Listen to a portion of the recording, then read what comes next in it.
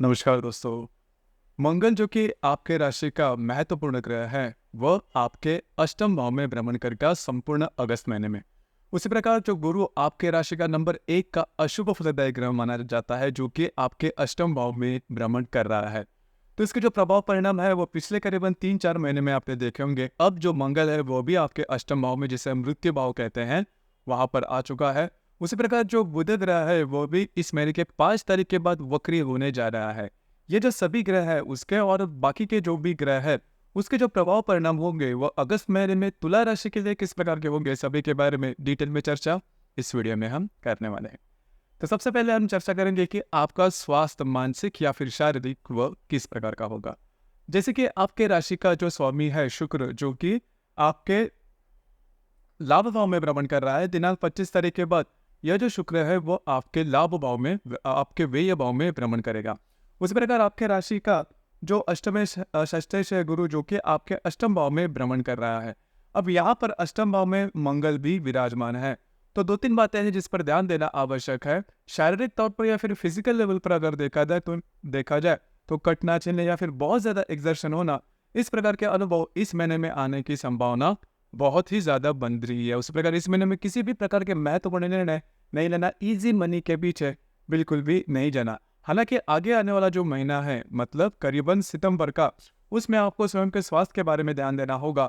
इस महीने में अगर देखा जाए तो आपका घूमना फिरना ज्यादा हो सकता है, एक्सर्शन ज्यादा आ सकता है, जिसका जो स्ट्रेस है वो आपके बॉडी पर, आपके शारीरिक शरीर पर देखा जाएगा।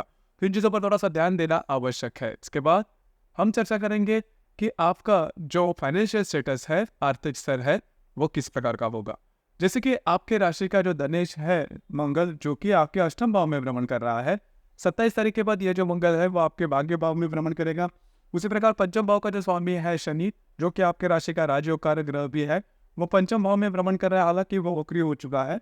उसी प्रकार आपके राशि का जो अष्टमेश है शुक्र, जो कि आपके लाभ भाव में भ्रमण कर रहा है 25 तारीख के बाद, यह आपके व्यय भाव में भ्रमण करेगा। उसी प्रकार जो रवि आपके दशम भाव में भ्रमण कर रहा है, 17 तारीख के बाद स्वयं की राशि में आपके लाभ भाव में आ जाएगा। तो कुल मिला के देखा जाए या फिर मोटे तौर पर अगर देखा जाए तो इस महीने में आपको आर्थिक रूप से कोई बड़ी दिक्कतों का सामना करना नहीं पड़ेगा। लेकिन एक बात है, आपकी जो स्पेंडिंग या फिर खर्चे रहेंगे उस पर थोड़ा ध्यान देना होगा। आपकी जो आय रहेगी, आपकी जो इनकम रहेगी, वो काफी अच्छी देखी जाएगी। उसी प्रकार अगर आप शेयर मार्केट में ट्रेड करते हो तो कुछ अच्छे लाभ वगैरह मिल सकते हैं, लेकिन इस महीने में नहीं मिलेंगे। आपको लॉन्ग टर्म में इन्वेस्टमेंट करनी है, जिसका जो अनुभव या फिर जिसके जो लाभ है वो 2-3 महीने के बाद आपको मिलेंगे। लेकिन इस महीने में किसी भी प्रकार की हानि नहीं होगी, जो कि काफी अच्छी बात होगी। तो कुल मिला के देखा जाए आर्थिक जो स्तर है वो आपके राशि के लिए ठीक ठाक देखा जाएगा, कोई बड़ी दिक्कतों का सामना करना नहीं पड़ेगा। उसी प्रकार घर का जो सुख या फिर गृह सुख के मामले में अगर देखा जाए तो आपके राशि का जो चतुर्थेश है शनि, जो कि आपके पंचम भाव में भ्रमण कर रहा है, तो आपके घर में जो बड़े बुजुर्ग रहेंगे उनके स्वास्थ्य के बारे में थोड़ा ध्यान देना होगा। उनके स्वास्थ्य से रिलेटेड छोटे मोटे परेशानियां सामने आ सकती है। लव लाइफ के बारे में अगर कहा जाए तो आपकी जो लव लाइफ है वो काफी ज्यादा स्मूथ चलेगी, उसमें कोई बड़ी प्रॉब्लम या फिर कॉम्प्लिकेशन देखी नहीं जाएगी। उसी प्रकार जो गर्भवती महिला है उन्होंने थोड़ा सा खुद के स्वास्थ्य के बारे में ध्यान देना आवश्यक होगा, क्योंकि जो मंगल है वो अभी आपके अष्टम भाव में भ्रमण कर रहा है, जो गुरु है वो भी आपके अष्टम भाव में भ्रमण कर रहा है। तो एक्सर्शन ज्यादा हो सकता है, घूमना फिरना ज्यादा हो सकता है, इसकी वजह से थोड़ा बहुत आपका जो स्वास्थ्य है वो ऊपर नीचे हो सकता है। आपको इसी के ऊपर थोड़ा ध्यान देना होगा। उसी प्रकार जो विद्यार्थी वर्ग है उनके लिए जो समय है वो ठीक रहेगा, कोई बड़ी प्रॉब्लम आपको देखे नहीं जाएगी। जो वैवाहिक जीवन के मामले में अगर कहा जाए तो वैवाहिक जीवन में जो बातें हैं वो थोड़ी सी कॉम्प्लिकेटेड हो सकती है।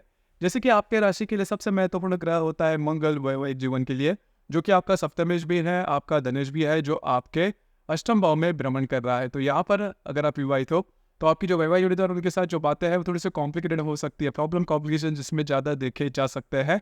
आपको इन चीज़ों पर थोड़ा सा ध्यान देना आवश्यक होगा।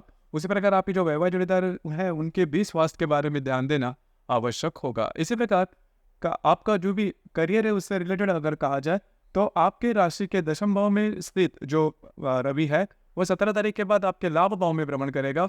उसी प्रकार बुध जो ग्रह है वो 5 तारीख के बाद वक्री होने जा रहा है और करीबन 23 तारीख के बाद वो आपके दशम भाव में भ्रमण करेगा। तो करीबन ये जो संपूर्ण महीना है इसमें जो भी आपका कार्य क्षेत्र है उससे रिलेटेड कोई बड़ी दिक्कतों का सामना करना नहीं पड़ेगा, जो कि काफी अच्छी बात है। उसी प्रकार पिछले महीने में आपने देखा होगा आप बहुत ज्यादा एक्टिव हो गए थे, आपका जो भी कार्य क्षेत्र है, तो वही जो बात है वो इस महीने में भी देखी जाएगी। सिर्फ इस महीने के अंत में जो भी आपका कार्य क्षेत्र है उससे रिलेटेड किसी भी प्रकार के डॉक्यूमेंटेशन की बातें, किसी को भी कमिटमेंट प्रोमिस वाली बातें नहीं करना, आपके जो अंदाज है वो चूक सकते हैं। तो कुल मिला के देखा जाए या फिर मोटे तौर पर देखा जाए तो इस महीने में आपको स्वयं के स्वास्थ्य के बारे में ध्यान देना होगा। उसी प्रकार आपके जो वैवाहिक जोड़ीदार है या फिर आपका जो वैवाहिक जीवन है वो थोड़ा बहुत गड़बड़ा जाएगा, जिसका जो स्ट्रेस है वो आप पर देखा जाएगा। अब हम चर्चा करेंगे ग्रह योगों के बारे में, उसके जो प्रभाव परिणाम है डे टू डे लाइफ में आप पर किस प्रकार से हो सकते हैं। जैसे कि दिनांक 2 तारीख को हर्षल और शुक्र का केंद्र योग होने जा रहा है। शुक्र जो कि आपके लाभ भाव में भ्रमण कर रहा है, जो हर्षल आपके अष्टम भाव में भ्रमण कर रहा है, दोनों का केंद्र योग होने जा रहा है। आपके जो मित्र परिवार होंगे उसमें जो महिला रहेंगे उनके साथ छोटी मोटी बातों को लेकर दिक्कतों का सामना करना पड़ सकता है। थोड़ा बहुत आर्थिक स्तर पर भी ये जो बातें हैं वो देखी जा सकती है। इसी प्रकार दिनांक 8 तारीख को बुध और शुक्र की युति होने जा रही है आपके लाभ भाव में। बहुत ही अच्छी और अत्यंत शुभ फलदायी यह युति है, क्योंकि जो बुध ग्रह है वो आपके राशि का सबसे महत्वपूर्ण ग्रह कहलाता है। वो आपका भाग्य भी है, व्यय भी है, और जो शुक्र है वो आपके राशि का स्वामी, आपका अष्टमेश भी है। तो बुध शुक्र की जो युति है वो आपको अनपेक्षित लाभ दे सकती है। उसी प्रकार आपके जो मित्र परिवार है उनके साथ कहीं बाहर घूमना फिरना हो सकता है, महत्वपूर्ण काम भी आप इन दिनों में कर सकते हो। तो बुध शुक्र की जो युति आपके लाभ भाव में होने जा रही है वो आपके लिए बहुत ही ज्यादा शुभ फलदायी साबित होगी। उसी प्रकार दिनांक 14 तारीख को मंगल और गुरु की युति होने जा रही है आपके अष्टम भाव में। हालांकि ये जो युति, क्योंकि दोनों जो ग्रह है वो आपके राशि के लिए अशुभ फलदायी माने जाते हैं। अष्टम भाव में युति स्वास्थ्य के बारे में जो प्रॉब्लम, स्ट्रेस, टेंशन, कॉम्प्लिकेशन है वो ज्यादा बढ़ सकते हैं। इजी मनी के पीछे बिल्कुल भी नहीं जाना इन दिनों में। मतलब करीबन 14 तारीख के आसपास किसी भी प्रकार के महत्वपूर्ण काम, छोटे हो या बड़े, बिल्कुल भी नहीं करना। आपके जो अंदाज है वो चूक सकते हैं। इसी प्रकार दिनांक 16 तारीख को मंगल और शनि का केंद्र योग भी होने जा रहा है। मंगल जो कि आपके अष्टम भाव में भ्रमण कर रहा है और जो शनि आपके पंचम भाव में भ्रमण करेगा, दोनों का केंद्र योग होने जा रहा है। जो गर्भवती महिला है उन्होंने स्वयं के स्वास्थ्य के बारे में ध्यान देना आवश्यक है। उसी प्रकार अगर आप शेयर मार्केट में ट्रेड करते हो तो इन दिनों में बड़ी रिस्क नहीं लेना।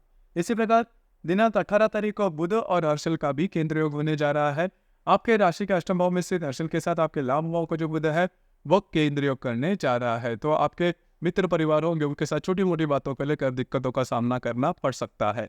इसी प्रकार दिनांक 19 तारीख को रवि और हर्षल का केंद्र योग होने जा रहा है। उसी प्रकार शुक्र और शनि का भी प्रतियोग होने जा रहा है। रवि जो कि आपके लाभ भाव में भ्रमण करेगा, अष्टम भाव का जो शनि है, अष्टम भाव का जो हर्षल है वो केंद्र करने जा रहा है। उसी प्रकार लाभ भाव में से शुक्र के साथ आपके पंचम भाव का जो वक्री शनि है वो प्रतियोग करने जा रहा है।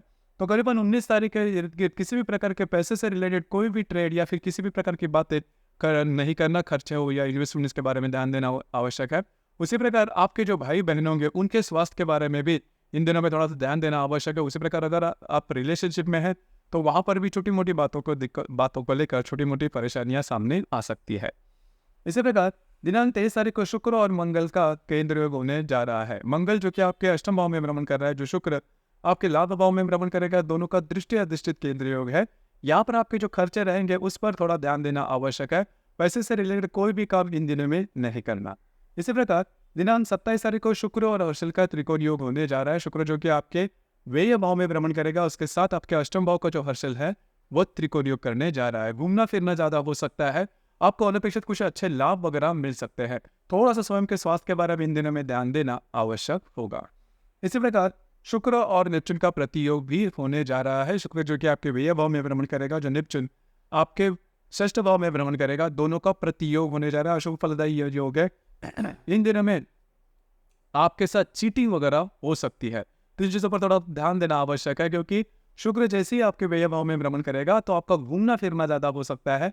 कभी कभार यह भी होता है कि हमारा जो कॉन्फिडेंस है वो थोड़ा सा लूज रहता है, या फिर जो बातें जैसा हम चाहते हैं उस प्रकार से नहीं होती। तो व्यय भाव का जो शुक्र है वो थोड़ा सा अशुभ फलदायी होगा। हालांकि इस महीने के करीबन अंत में, मतलब 25 तारीख के बाद ये आपके व्यय भाव में भ्रमण करने जा रहा है।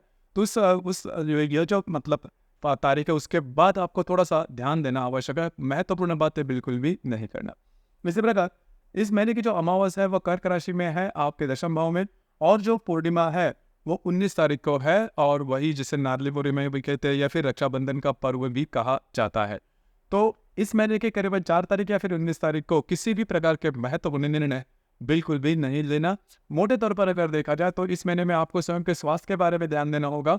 उसी प्रकार जो विवाहित है उनके लिए महत्वपूर्ण बात, वैवाहिक जीवन थोड़ा बहुत डगमगा जा सकता है। तो दोस्तों ये था अगस्त 2024 के लिए तुला राशि का संपूर्ण राशिफल। in the amount.